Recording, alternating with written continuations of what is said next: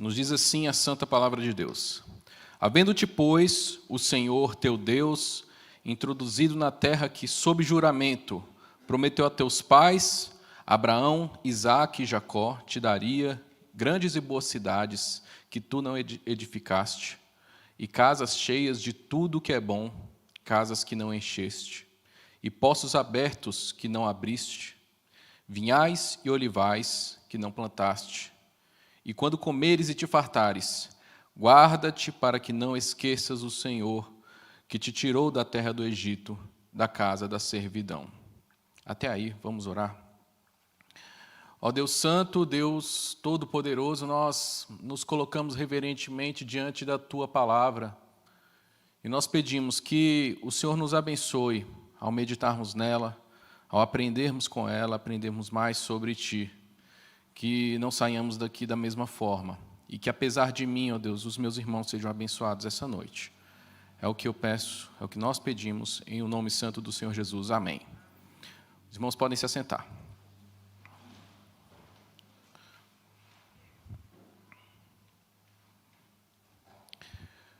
Nessas últimas semanas, nós temos visto alguns acontecimentos interessantes. Nós temos visto pessoas derrubando estátuas, mundo afora, em vários lugares. Estátuas que estavam lá há muitos e muitos anos, estão derrubando.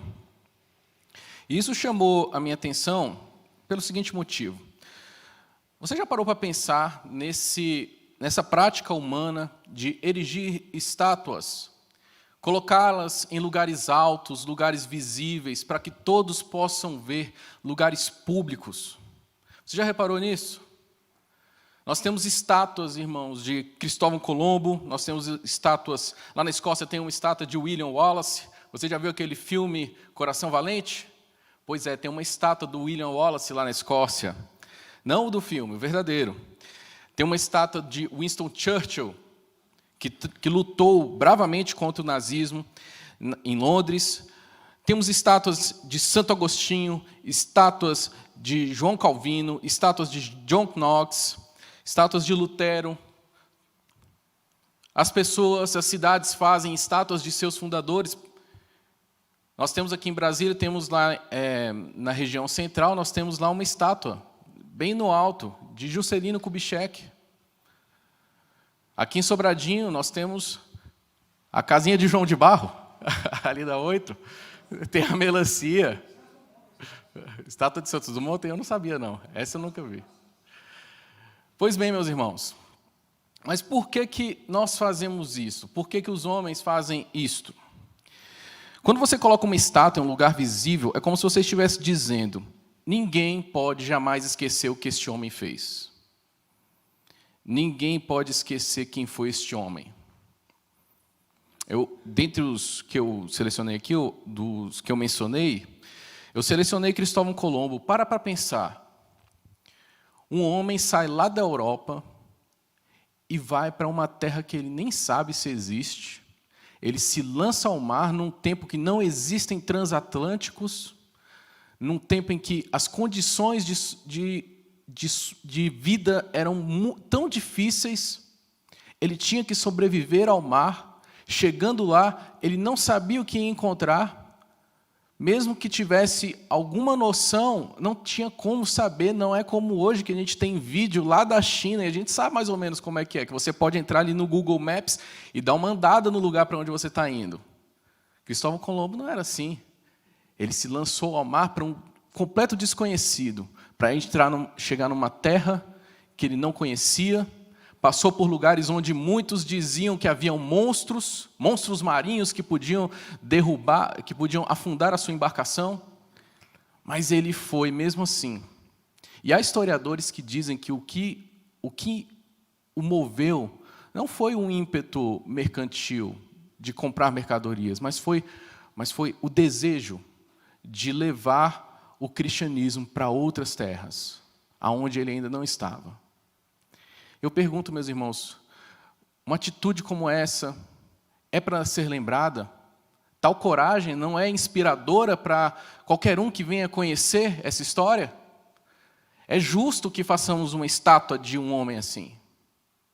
É justo que façamos estátuas de bons homens que podem, pela sua história, inspirar outros a terem boas atitudes, a terem boas vidas.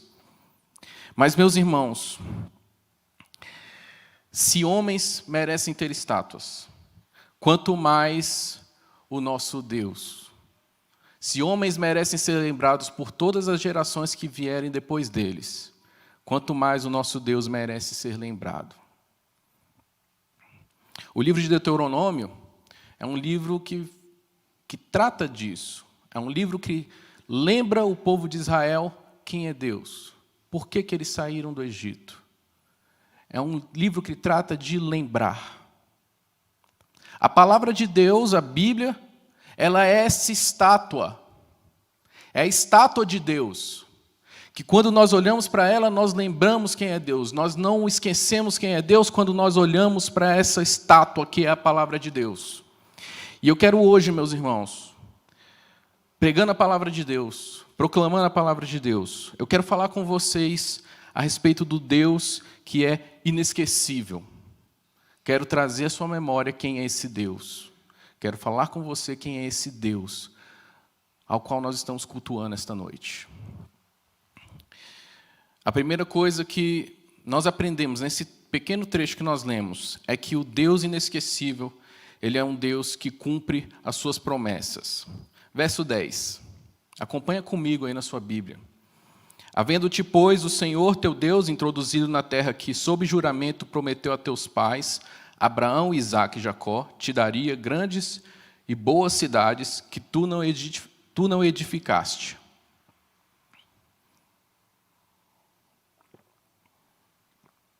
Moisés aqui falando ao povo, ele está falando da promessa que Deus estava cumprindo na vida do povo de Israel. Mas é muito interessante a gente observar que ele faz menção aqui, prometeu a teus pais, Abraão, Isaque e Jacó. Ora, quando a gente pega a Bíblia para ler, a gente começa lá do Gênesis, para chegar aqui no Deuteronômio 6, é bem rapidinho.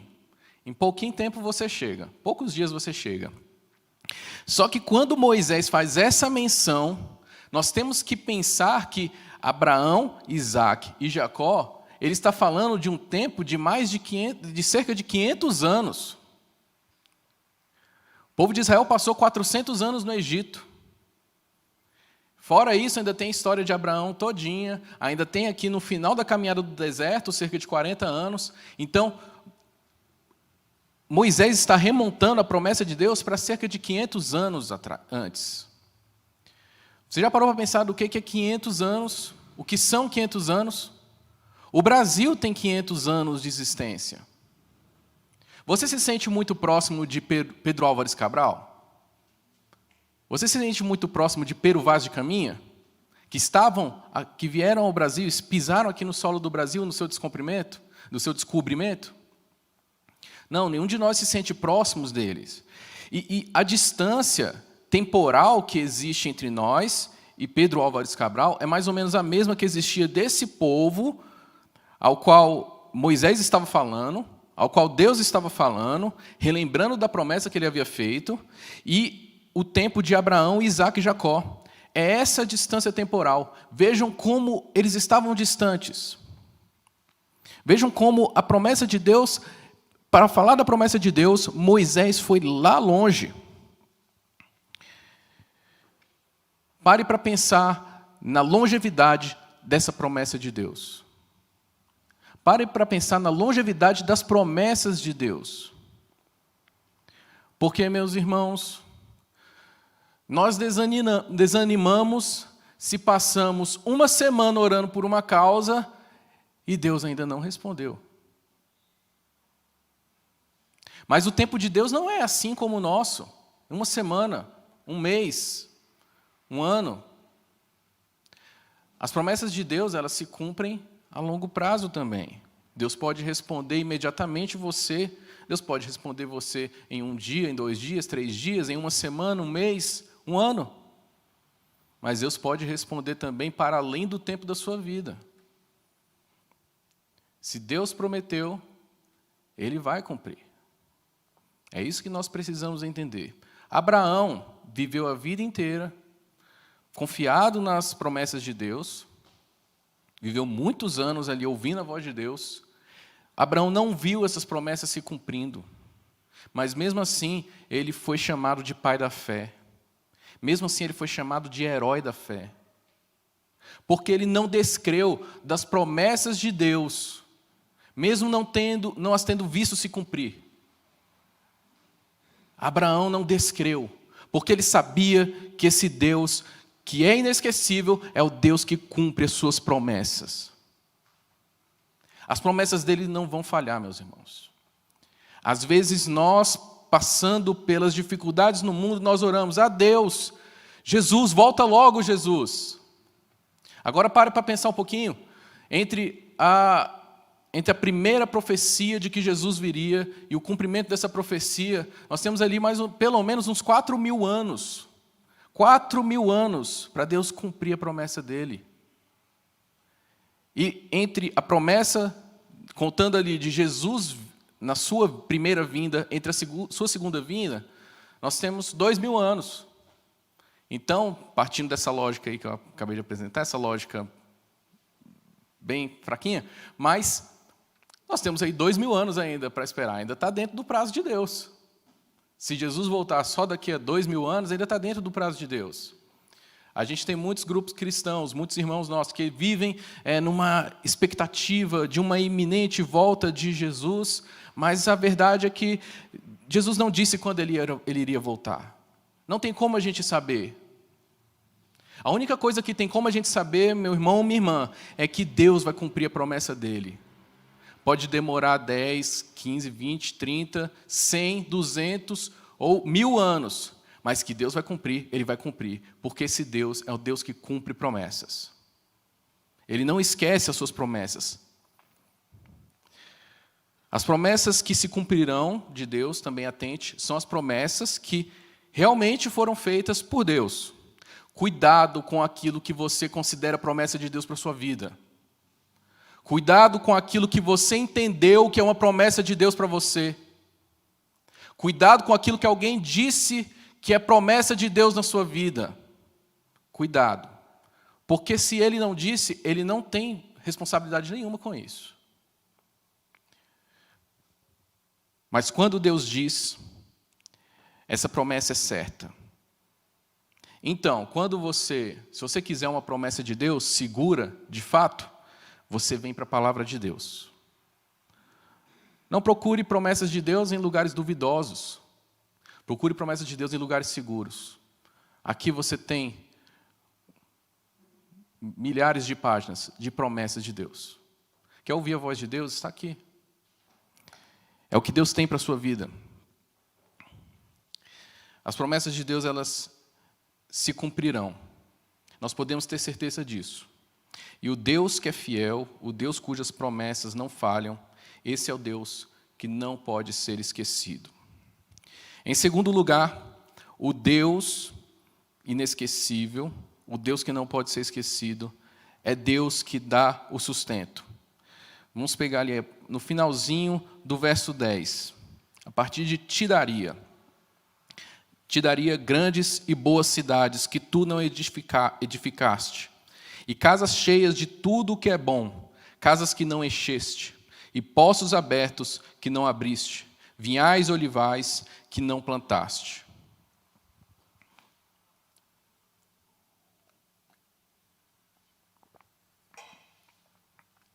O povo de Israel recebeu de Deus aqui não apenas uma terra para viver. Ele recebeu de Deus todo o sustento. Mas é interessante a gente observar o seguinte: o povo de Israel entraria na terra, mas ele teria que conquistar as cidades. Ele teria que entrar em guerras contra os povos que estavam ali instalados para conquistar aquela terra. Mas mesmo assim, Deus diz: as grandes e boas cidades tu não edificaste. Casas cheias de tudo que é bom. Essas casas não foram vocês que encheram. Poços abertos não foram vocês que abriram. Vinhais e olivais não foram vocês que plantaram. Deus está falando aqui que, apesar de Israel batalhar, apesar de Israel entrar na terra e ter que lutar por ela e ter que conquistá-la, não havia mérito de Israel ali. Havia sim a providência de Deus, a mão de Deus os guiando continuamente. É muito importante a gente entender isso, porque mesmo Israel tendo que lutar, eles não venceriam jamais se Deus não estivesse com eles. Um povo fraco, um povo desorganizado, um povo rebelde, um povo que muito provavelmente tinha poucas armas, e entrar numa batalha. Eles não venceriam se Deus não estivesse com eles. Então, as terras que eles haveriam de conquistar, eles poderiam muito bem pensar que aquilo havia sido do mérito deles. Eles podiam muito bem conquistar as cidades, conquistar a terra e falar: nós somos um grande povo mesmo, nós realmente somos muito bons de guerra. Nós somos o povo. Mas não é isso que iria acontecer. Deus estaria com eles, e assim eles tomariam posse da terra. Há uma tendência humana, irmãos, de pensarmos que as vitórias que nós obtemos, as conquistas, as coisas boas que nós adquirimos, as cidades que nós conquistamos, tudo que nós temos, acharmos que isso veio de nós. Mas não é essa a verdade. Você trabalha todo dia para obter o seu sustento, tudo bem. Mas se Deus não for com você, você sequer terá saúde para trabalhar. Se Deus não for com você, você nem acorda amanhã para ir trabalhar. Você trabalhou duro para comprar uma casa bonita onde você mora? Pois é, mas se Deus não for com você, a sua casa vai desmoronar. Você está trabalhando duro também para conseguir uma vida mais confortável, só que eu vou lhe dizer, se Deus não for com você, a sua vida vai ser cheia de desgosto. E vai ser cheia de tragédias. Se Deus não te der essas coisas, você não as terá. Você pode lutar o quanto quiser, que nada você vai obter nessa vida se Deus não te conceder. E é disso que Deus está falando aqui, que Israel receberia muitas coisas boas, mas é Deus quem daria. No fim das contas, as coisas que você obtém, achando que foram por mérito, na verdade, são todas graças que você obteve de Deus imerecidas. Então, quando você conseguir, trabalhando duro, e engordar a sua conta bancária, não fica achando que você é o bonzão. Não fica achando isso, porque foi Deus quem te deu isso. O Deus que é inesquecível, o Deus que não pode ser esquecido, meus irmãos, é o Deus que nos deu e que nos dá todo o sustento continuamente. É o Deus que nos dá o sustento. Ele não dá somente sustento, Ele nos dá muitas coisas boas também, amém? Louvado seja Deus. Em terceiro lugar, o Deus inesquecível, Ele é Deus que liberta. Vamos lá para o finalzinho do verso 12, a partir de que te tirou da terra do Egito, da casa da servidão. O povo de Israel passou 400 anos no Egito, longe da terra que Deus havia prometido a eles. Eles foram lá para o Egito, se estabeleceram lá num tempo de fome, foi uma necessidade, foram muito bem recebidos pelo faraó da época, eles puderam crescer, se multiplicar, puderam enriquecer, puderam fazer um patrimônio.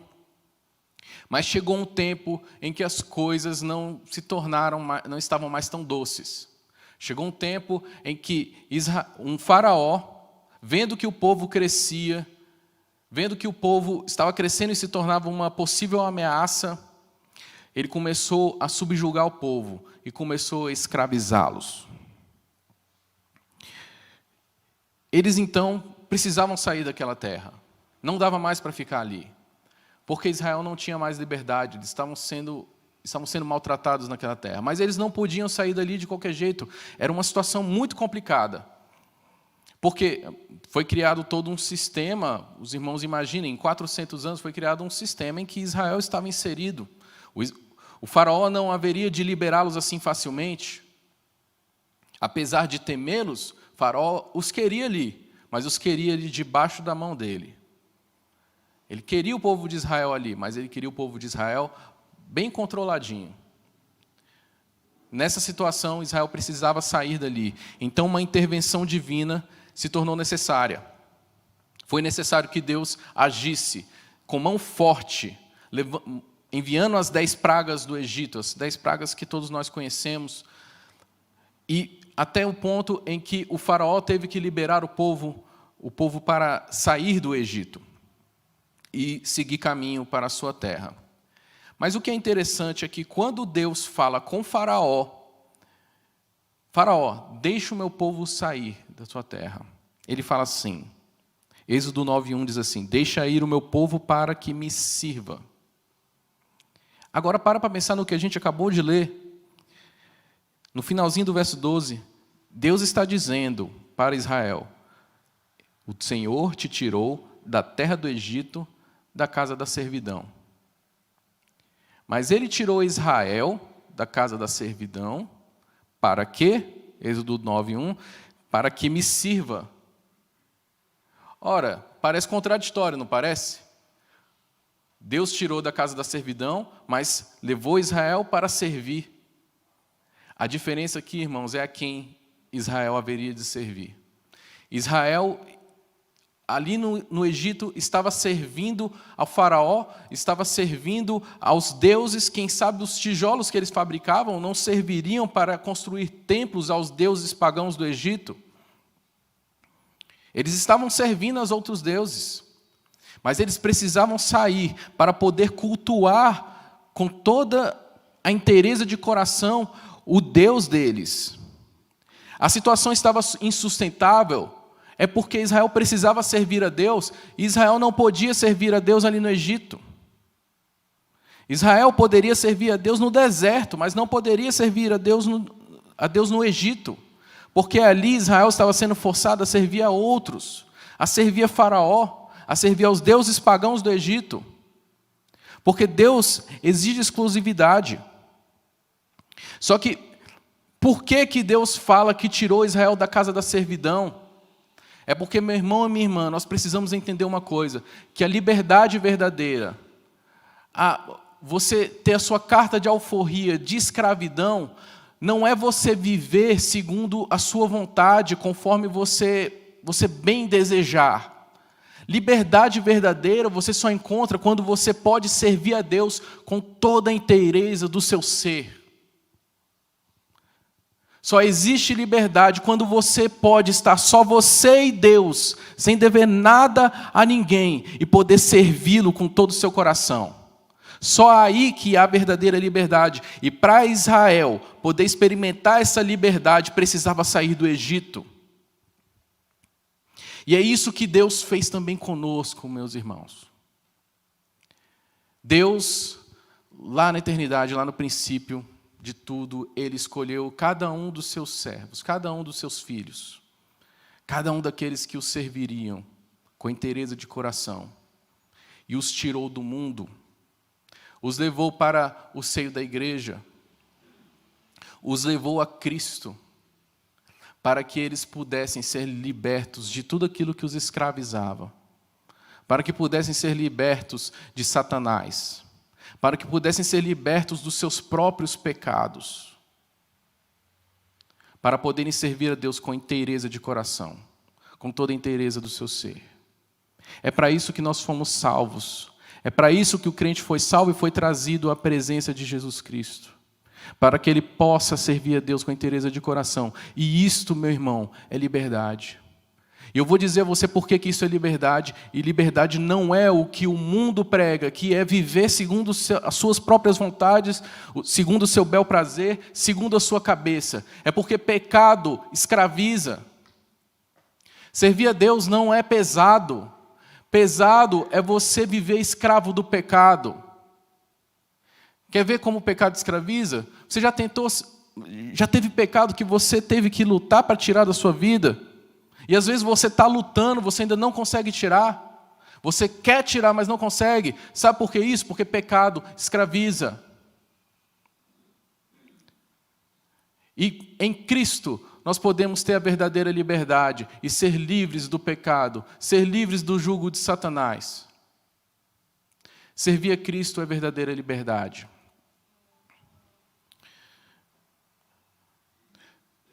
Só assim que nós vamos poder servir a Deus porque nós podemos experimentar as bênçãos celestes, as bênçãos do Deus que é inesquecível. Só se Ele nos tirar do mundo, só se Ele nos trouxer para a sua presença, só se Ele realmente nos tornar livres, fazendo-nos seus servos. O Deus que dá a verdadeira liberdade, meu irmão e minha irmã, é esse Deus que jamais pode ser esquecido. Eu vou terminar fazendo uma aplicação. E para fazer essa aplicação, eu quero voltar ao texto bíblico. Agora nós vamos pegar o verso 11 e o verso 12 e lê-los todos.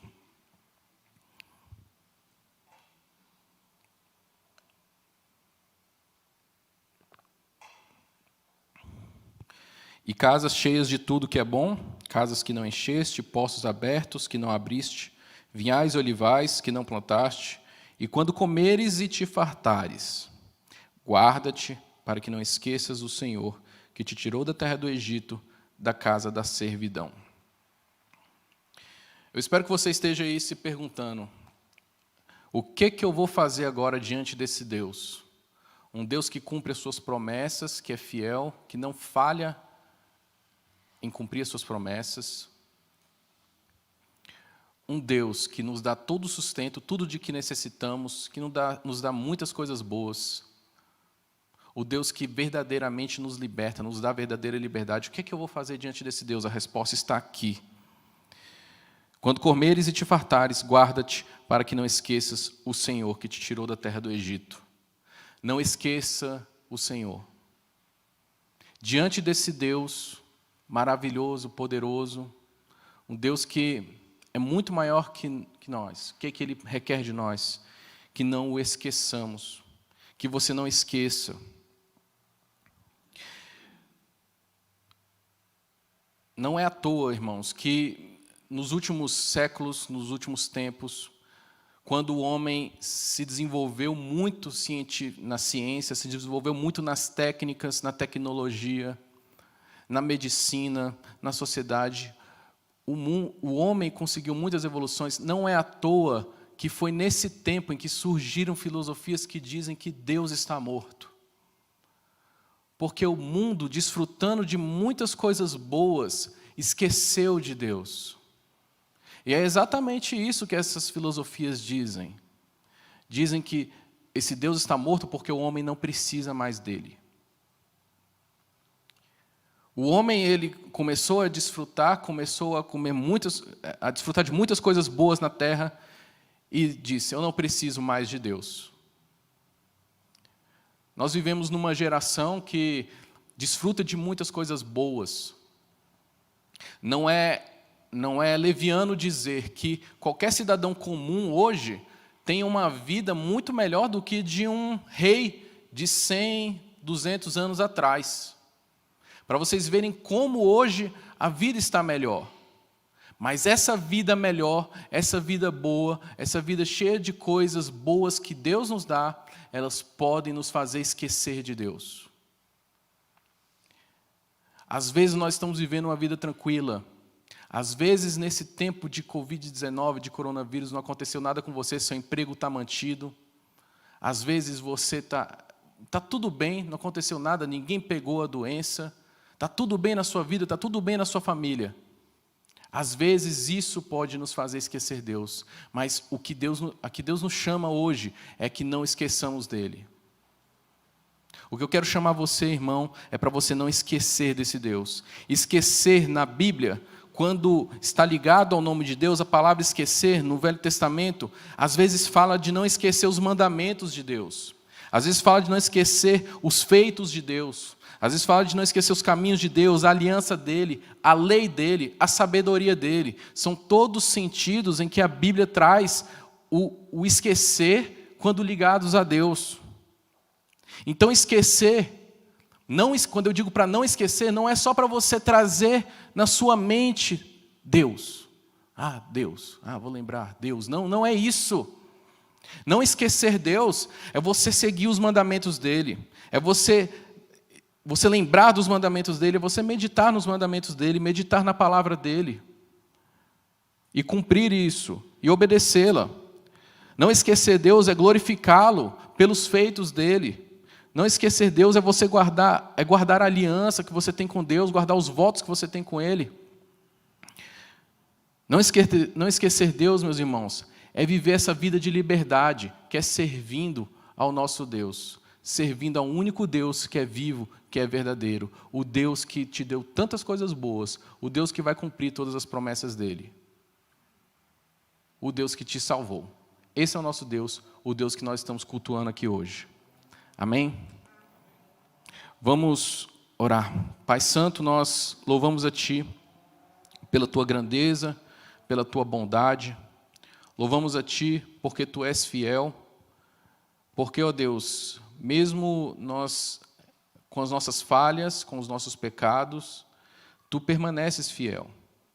E, Deus, nós pedimos que esta palavra possa encontrar lugar no nosso coração e que possamos meditar nela e que assim nós possamos viver uma vida mais agradável a Ti, que nós possamos verdadeiramente servi-lo com inteireza de coração, com inteireza de ser, porque é para isso que o Senhor nos salvou, é para isso que o Senhor nos trouxe aqui.